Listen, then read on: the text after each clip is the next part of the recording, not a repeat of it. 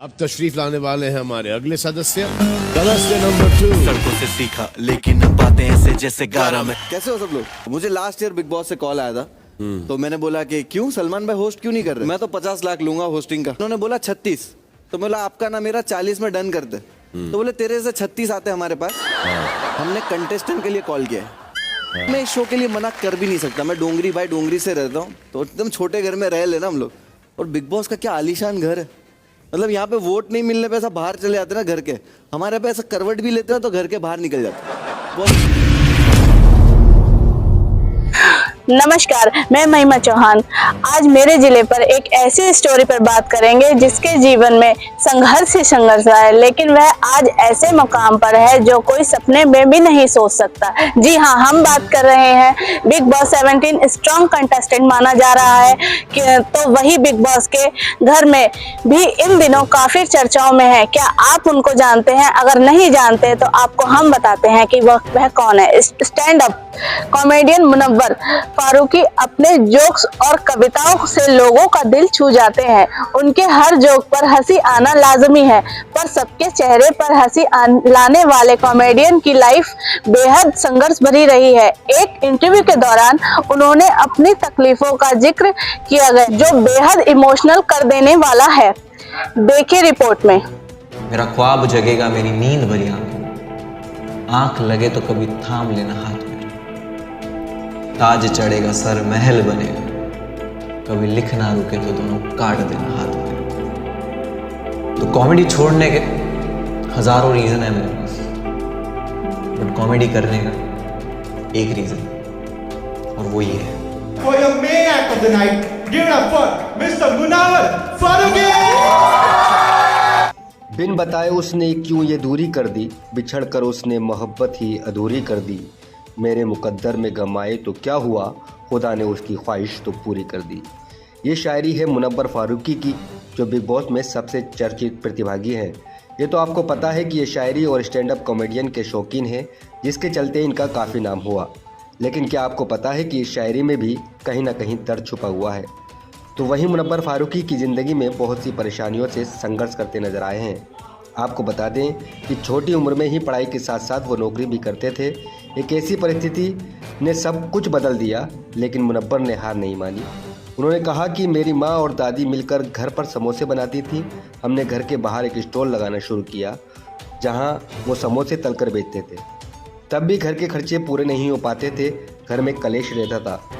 22 साल का एक मैरिज लाइफ उनका बिल्कुल खुश नहीं था। पूरी लाइफ पूरा बचपन मैंने अपनी माँ को मार खाते हुए देखा, या पूरा बचपन मैंने अपने घर में सिर्फ झगड़े देखे।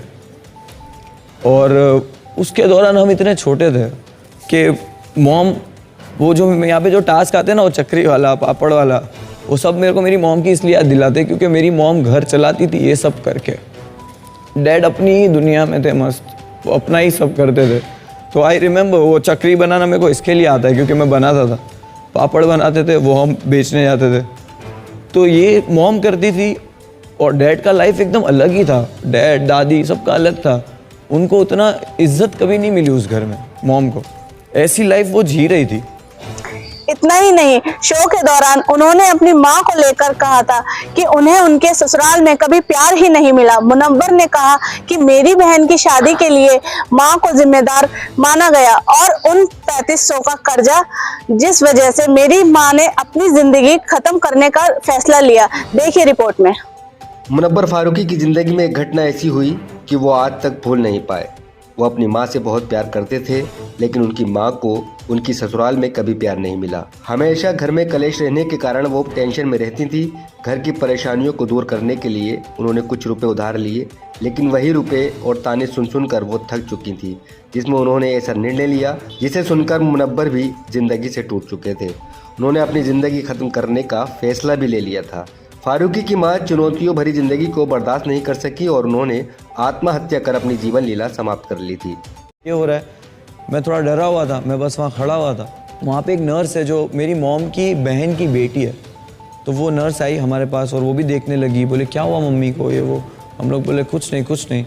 तो उतने में मेरी बड़ी अम्मी जो थे, उन्होंने मुझे साइड में ले जाके बोला कि तेरी मॉम ने एसिड पी लिया है। तो मैं उस वक्त बोला कि तो बोल क्यों नहीं रहे ऐसा? तो बोले ऐसा बोलेंगे तो हम सब प्रॉब्लम में आ जाएंगे। बस लाइक नहीं, मैं भाग कर वो जो मेरी खाला की बेटी थी वो उसको जाके मैंने बताया कि सुनो ऐसा हुआ है। तो she was very shocked. She was like कि पहले क्यों नहीं बताया? उसका ट्रीटमेंट होता है, तुरंत वो दूध दिया जाता, कुछ चीज़ें होती है। तो जैसे ही पता चला उनको डाला ऑब्जर्वेशन में, फटाफट सारे डॉक्टर्स आए, ये आए वो आए। ये सुबह 7 बजे से लेकर दोपहर में 2 बजे तक चल रहा था। 2 बजे तक जुम्मा का दिन था। I remember I am holding her hand. सब लोग जमा हो गए थे, बहुत सारे लोग, पूरा मोहल्ला था हॉस्पिटल के बाहर। बट मुझे पता नहीं था कि क्या होने वाला है। आई वॉज वेरी ओके कि अभी हो जाएंगे ठीक, अभी ठीक हो जाएंगे वो। तो एक मोमेंट आया जिसमें डॉक्टर ने आपस में बात करी। मैं देख रहा था उनको और उन्होंने बोला कि तू हाथ छोड़ दे। तो मैं बोला हाथ क्यों छोड़ूं? तो बोले हाथ छोड़ दे। मेरे को ज़बरदस्ती हाथ छुड़वाया। तब मुझे पता चला कि उनकी डेथ हो गई है। मुझे वहाँ से लेकर निकाला। आज भी मुझे ऐसा लगता है कि अगर मैं जाग रहा होता या उस दिन जब मैं रोज़ मेरी अम्मी के पास सोता था, उस रात में जस्ट बिकॉज मुहर्रम थी और कुछ फेस्टिवल टाइप था, तो मैं नीचे दादी के पास सो गया था। तो अगर मैं वहाँ होता और जल्दी पहुँचता तो वो चीज़ बच सकती थी। द सेम टाइम मैंने रियलाइज़ किया कि डॉक्टर पोस्टमार्टम में बोले कि इस औरत ने 7-8 दिन से खाना नहीं खाया और ये उनके पेट में कुछ नहीं है, उनका पूरा सब बॉडी का सिस्टम बहुत बुरे लेवल पे है। तब जाके सब चीज़ें रियलाइज़ हो रही थी कि प्लस मेरी एक बहन ने अपनी मर्ज़ी से सिर्फ शादी की थी मेरी मॉम की 2 महीने पहले उनकी डेथ के। तो उस बहन की शादी का ब्लेम पूरे घर ने मेरी मॉम पे डाला। और वो ईयर 2007 मेरी फैमिली के लिए इतना बुरा था कि घर के बर्तन बेच के खाना आ रहा था। मेरी मॉम पे बहुत सारे प्रेशर थे और उसमें से सबसे बड़ा प्रेशर एक ये था कि उन पे 3,500 रुपये का कर्जा था। वो भी घर चलाने के लिए उन्होंने वो कर्जा लिया था। और वो आदमी आके गेट पे खड़े रह के बोलता था, कहाँ है वो, मेरे पैसे नहीं मिले, ब्याज का पैसा है, 700 रुपया देना है ये महीने का। तो 3,500 रुपये वी न्यू, और डैड का तो छोड़ ही दो, सब 3,500 रुपया कर्जा था जिसका टेंशन था मेरी मॉम को। तो आज भी मुझे वो चीज़ छोड़ नहीं पा रही है कि मैं वहाँ सोया क्यों नहीं, मैं वहाँ पहले हॉस्पिटल पहुँचा क्यों नहीं, मेरे पास 3,500 रुपये क्यों नहीं थे। आज अगर मैं आज इतना पैसा कमा रहा हूँ या कहीं से भी पैसा आ रहा है, उस पैसे का क्या फ़ायदा कि वो जब इस्तेमाल ही मेरे को नहीं आ रहा। मेरे दिल से दिमाग से ये चीज़ नहीं जा रही कि कोई एक रीज़न नहीं था कि उन्होंने ये डिसीजन लिया। पूरा मोहल्ला हॉस्पिटल के बाहर इसलिए खड़ा था क्योंकि जब कोई बीमार भी होता था तो मेरी अम्मी फ्रूट लेके उनके घर जाती थी। वो सोचते थे कि ये क्यों आई फ्रूट लेके। तो मेरी मॉम ऐसी थी कि जो हॉस्पिटल में भी थे तो पूरा मोहल्ला हॉस्पिटल आके खड़ा था। She was very good lady, she was very strong.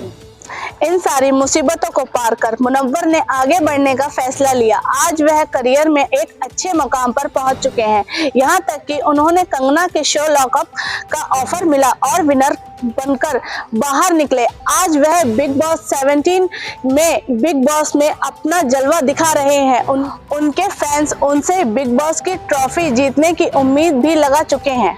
देखिए रिपोर्ट में। उनके पिता परिवार को नए सिरे से शुरू करने के लिए मुंबई चले गए।